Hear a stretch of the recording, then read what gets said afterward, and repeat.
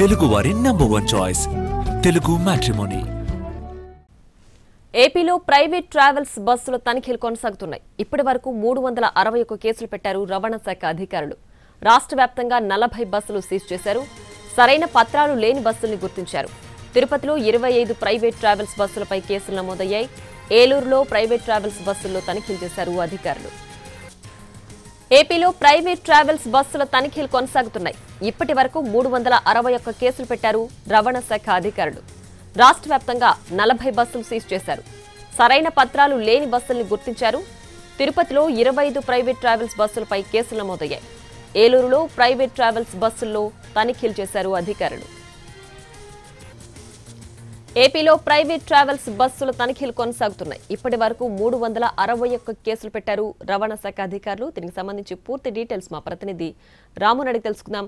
రాము, ఇప్పటి వరకు 361 కేసులు పెట్టారని చెప్తున్నారు. అన్ని బస్సులు కూడా ఫిట్నెస్ లేని బస్సులేనా? ఇప్పటి వరకు సీజ్ చేసిన బస్సుల్లో ఎలాంటి ప్రమాణాలు లేకపోవడం వల్ల సీజ్ చేశారు? ప్రియా, ఖచ్చితంగా అయితే మొత్తం 361 బస్సుల్లో కూడా ఇప్పటిదాకా 40 బస్సులను సీజ్ చేసినటువంటి పరిస్థితి అయితే ఉంది. నంద్యాల నుంచి 66 బస్సులని పైన కేసులు పెట్టి 28,400 ఫైన్లు వేశారు. అత్యధికంగా చూసుకుంటే కనుక పల్నాడు జిల్లాలో 36 కేసులు పెట్టి 2,50,700 రూపాయలు ఫైన్ వేసినటువంటి పరిస్థితి. మొత్తం మీద చూసుకుంటే వీటిల్లో అగ్నిమాపక పరికరాలు లేవు అని చెప్పేసి, అంటే ప్రత్యేకంగా ఇప్పుడు జరుగుతున్నటువంటి ప్రమాదాల నేపథ్యంలో కూడా చూస్తే అటువంటి కండిషన్స్ చూస్తూ కూడా 83 బస్సుల మీద కేసులు పెట్టిన పరిస్థితి అయితే ఉంది. అలాగే అగ్ని ప్రమాదక హెచ్చరికలు చేసేవి, అలారమ్స్ లేవు, రక్షణ వ్యవస్థ లేదు అంటూ 14 బస్సుల మీద కేసులు పెట్టారు. ఇంకొక పక్కన గూడ్స్ క్యారియర్, అంటే సహజంగా ఒక బస్సుకు సంబంధించి ప్రయాణికుల్ని తీసుకువెళ్ళడానికి కావాల్సినటువంటి దానిలో ప్రయాణికులు లగేజ్ మాత్రమే పెట్టుకోవడానికి మాత్రమే ఉండాలి.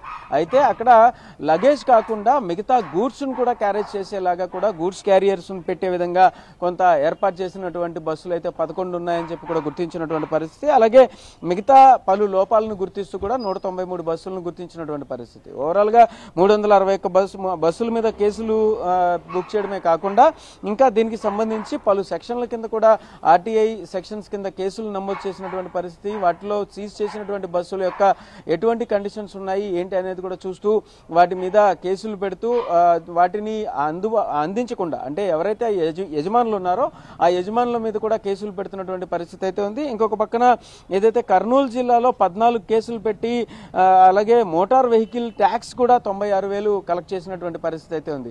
అయితే ఈ ట్యాక్స్ కలెక్ట్ చేయడం అలాగే కేసులు పెట్టడంతో పాటు కూడా ఇంకా దీనికి సంబంధించి ఈ తనిఖీలు అయితే కొనసాగుతున్నటువంటి పరిస్థితి అయితే ఉంది. ఎక్కడ వెళ్ళినటువంటి బస్సులు కానీ వచ్చేటటువంటి బస్సులు కానీ ఎక్కడైనా వేగం విషయంలో కూడా లోపాలు ఉన్నట్టయితే, వేగం అత్యధికంగా ఉన్నప్పుడు కూడా వాటికి కూడా కేసులు పెడుతున్నటువంటి పరిస్థితి అయితే ఉంది. ఏపీ వ్యాప్తంగా కూడా పూర్తి స్థాయిలో ఈ తనిఖీలు కొనసాగుతున్నాయి. ఈ రోజు రేపు కూడా ఈ తనిఖీలు అయితే కొనసాగుతాయి. Priya. Right Ramu, thanks for the updates.